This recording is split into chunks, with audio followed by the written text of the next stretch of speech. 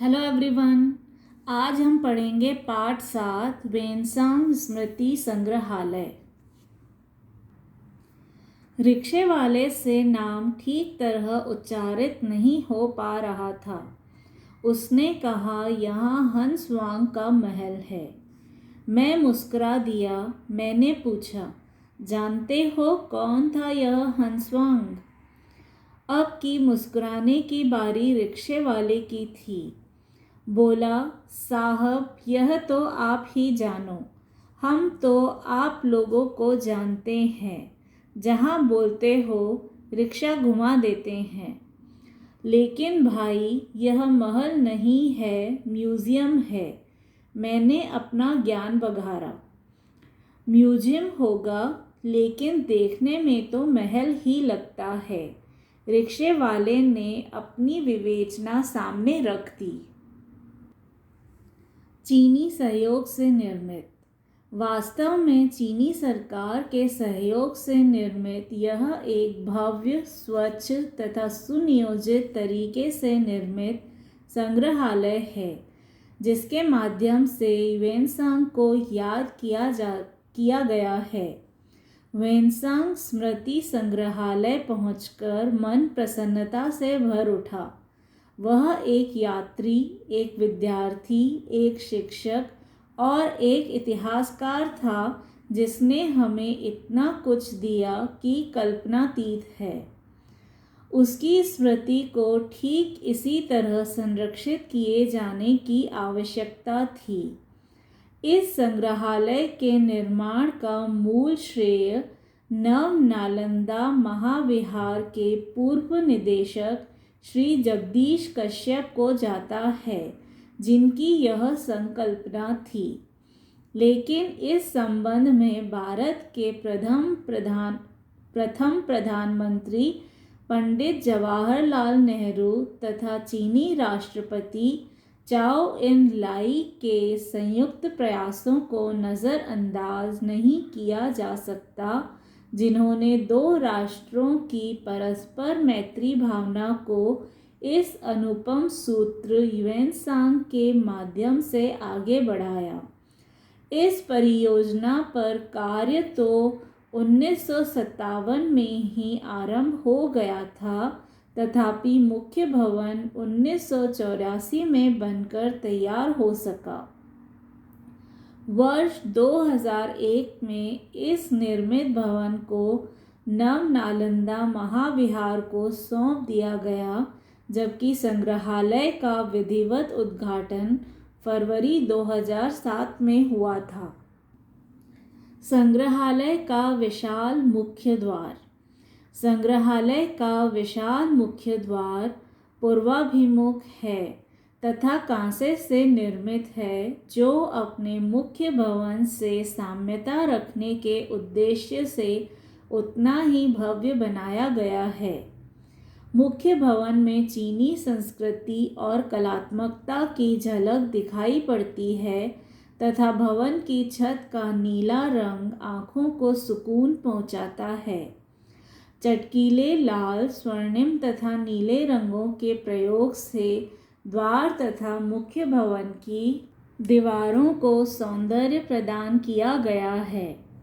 संभवतः यह माना जाता है कि लाल रंग नकारात्मक ताकतों का निवारण करता है। स्वर्णिम रंग का संबंध शुद्धता तथा समृद्धि से है एवं नीले रंग को अमरत्व की निशानी माना जाता है। मुख्य द्वार से भीतर प्रविष्ट होते ही दाहिनी ओर एक सफ़ेद कलात्मक खुले भवन के नीचे लगाया गया एक विशाल घंटा दृष्टिगोचर होगा, जिस पर भगवान बुद्ध उपदेशित कोई सूत्र चीनी भाषा, देवनागरी तथा संस्कृत में अंकित है। मुख्य द्वार से दाहिनी ओर वेनसांग के सम्मान में चौकोर संगमरमर से निर्मित श्वेत स्तंभ स्थापित किया गया है। ठीक सामने वेनसांग की काले रंग की भव्य कांस्य प्रतिमा स्थापित की गई है, जिस पर लिखा है वेनसांग 603 ईस्वी से 664 ईस्वी। दुनिया के विशिष्ट महापुरुषों में से एक थे जिनका महान उद्देश्य मानव जाति का कल्याण और मानव सभ्यता के उदात्त मूल्यों की व्याख्या करना था। मुख्य भवन में प्रवेश से ठीक पहले एक बड़ा सा कलात्मक पात्र रखा हुआ है। सुगंधित पदार्थ जलाकर वातावरण को शुद्ध रखने के लिए निर्मित इस काले रंग के पात्र पर चीनी भाषा में कुछ अंकित है। भव्य सभागार। मुख्य भवन के भीतर एक भव्य सभागार है जिसमें सामने की ओर ध्यानस्थ वेनसांग की विशाल प्रतिमा लगाई गई है, जिनके सामने काष्ठ की एक कलात्मक मेज रखी गई है जिसे फूलों से सजा दिया जाता है। प्रतिमा के ठीक सामने भगवान बुद्ध के चरण चिन्ह से अंकित एक पाषाण शिला रखी गई है। कहते हैं कि वेनसांग ने यवी हुआ महल में बौद्ध सूत्रों का अनुवाद करते हुए स्वयं बुद्ध के चरण को तराशने का संचालन किया तथा लेख उत्कीर्ण करवाया। पश्चिमी जगत के अभिलेख के अनुसार महात्मा बुद्ध ने पाटलिपुत्र मगध में अपने चरण चिन्ह छोड़े थे।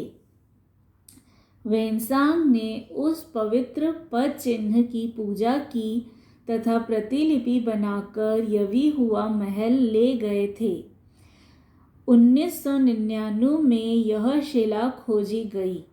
वेनसांग की मुख्य प्रतिमा के ठीक पीछे सफ़ेद दीवार पर मैत्रेय बुद्ध की प्रतिमा उत्कीर्ण है। दीवारों पर बड़े बड़े पैनल लगाए गए हैं जिन पर वेनसांग का संपूर्ण जीवन चित्रित किया गया है। सभागार की छत पर अजंता के चित्रों के अनुकल्प अंकित हैं। सभागार में कई महत्वपूर्ण तैलचित्र भी लगे हुए हैं जिनमें प्रमुख हैं वेनसांग के विभिन्न कार्य, उनके भ्रमण की कठिनाइयाँ, उनकी सम्राट हर्षवर्धन से मुलाकात, प्रसिद्ध बौद्ध भिक्षु शिलाभद्र आदि। शोध और यात्राएं। वेनसांग की यात्रा और उनके वृत्तांत महत्वपूर्ण हैं। अगर वे उपलब्ध न रहे होते तो प्राचीन भारत के इतिहास का बहुत सा कोना अंधेरे में डूबा रहता, जिसमें नालंदा विश्वविद्यालय से संबंधित वृत्तांत भी सम्मिलित हैं। वेनसांग एक असंतुष्ट शोधकर्ता थे, इसलिए यात्री बन गए।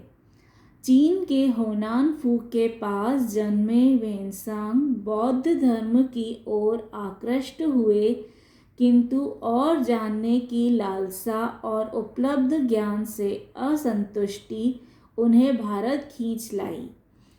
भारत यात्रा के लिए चूंकि चीनी सम्राट ने उन्हें पारपत्र जारी नहीं किया, अतः वे गुप्त रूप से अनेक कठिनाइयों का सामना करते हुए इस भूमि में प्रविष्ट हुए। वे अपने 2 साथियों के साथ लांगजू पहुँचे। वहाँ से आगे बढ़कर गोबी की मरुभूमि को पार किया। दुश्वारियाँ इतनी थीं कि साथी लौट गए, किंतु वेनसांग चलते रहे। हामी, काशनगर, बल्ख, बामियान, काबुल, पेशावर, तक्षशिला और सन 631 ईस्वी में कश्मीर, जहां उन्होंने लगभग 2 वर्षों तक अध्ययन किया। कश्मीर से पुनः यात्रा प्रारंभ हुई तो मथुरा, थानेश्वर होते हुए वे कन्नौज पहुँचे, जो सम्राट हर्षवर्धन की राजधानी हुआ करती थी। सम्राट से स्वागत व सहायता प्राप्त करने के बाद यात्री पुनः चल पड़ा। अयोध्या, प्रयाग, कौशाम्बी, श्रावस्ती, कपिलवस्तु, कुशीनगर, पाटलिपुत्र, गया, राजगृह होते हुए नालंदा। नालंदा विश्वविद्यालय में वेनसांग एक अध्येता रहे और कालांतर में वहाँ के शिक्षक भी नियुक्त हुए। अब भी वह यात्री नहीं थका था। उत्तर भारत से सुदूर दक्षिण भारत की ओर निकल पड़ा। वे पल्लवों की राजधानी कांची पहुँचे, जहाँ से उन्होंने स्वदेश लौटना निश्चित किया। चीन लौटने पर वहाँ सम्राट ने वेनसांग का भव्य स्वागत किया। वेनसांग अपने साथ 657 हस्तलिखित बौद्ध ग्रंथ घोड़ों पर लाद कर चीन ले गए थे। अपना शेष जीवन उन्होंने इन ग्रंथों के अनुवाद तथा यात्रा वृत्तांत के लेखन में लगाया। तत्कालीन भारतीय समाज का जो आईना वेनसांग ने प्रस्तुत किया है वह प्रभावित करता है, तथापि एक घटना ने मुझे चौंकाया भी है। बात 643 ईस्वी की है, जब महाराजा हर्षवर्धन ने कन्नौज में धार्मिक महोत्सव आयोजित किया था। इस आयोजन में साम्राज्य भर से 20 राजा, 3 सहस्त्र बौद्ध भिक्षु, 3000 ब्राह्मण, विद्वान, जैन धर्माचार्य तथा नालंदा विश्वविद्यालय के अध्यापक सम्मिलित हुए थे। वेनसांग ने स्वयं इस आयोजन में महायान धर्म पर व्याख्या एवं प्रवचन दिए थे तथा उन्होंने यहाँ विद्वान घोषित कर सम्मानित भी किया गया था। यह आयोजन अत्यधिक विवादों में रहा। कहते हैं कि हर्षवर्धन ने अन्य धर्मावलंबियों को स्वतंत्र शास्त्रार्थ से वंचित कर दिया था। कई विद्वान लौट गए तो कुछ ने अपनी नाराजगी भी प्रकट की। यह निर्विवाद है कि हमें वेनसांग का कृतज्ञ होना चाहिए। नालंदा विश्वविद्यालय के पुरावशेष देखने के पश्चात हर पर्यटक और शोधार्थी को मेरी सलाह है कि एक बार वेनसांग स्मृति संग्रहालय अवश्य जाएं। इस संग्रहालय को सम्मान देकर वस्तुतः हम अपने इतिहास की कड़ियों को प्राथमिकता से जोड़ने वाले उस व्यक्ति को सम्मानित कर रहे होते हैं जिसने भारतीय होने के हमारे गर्व के कारणों का शताब्दियों पहले दस्तावेजीकरण किया था। This was the reading of our chapter 7, Veensang Smriti Sangrahalaya. If you have any doubt or query, you can ask me in the comment box below. Also, you can check the description box for the links to other chapters and other playlists. Thank you everyone.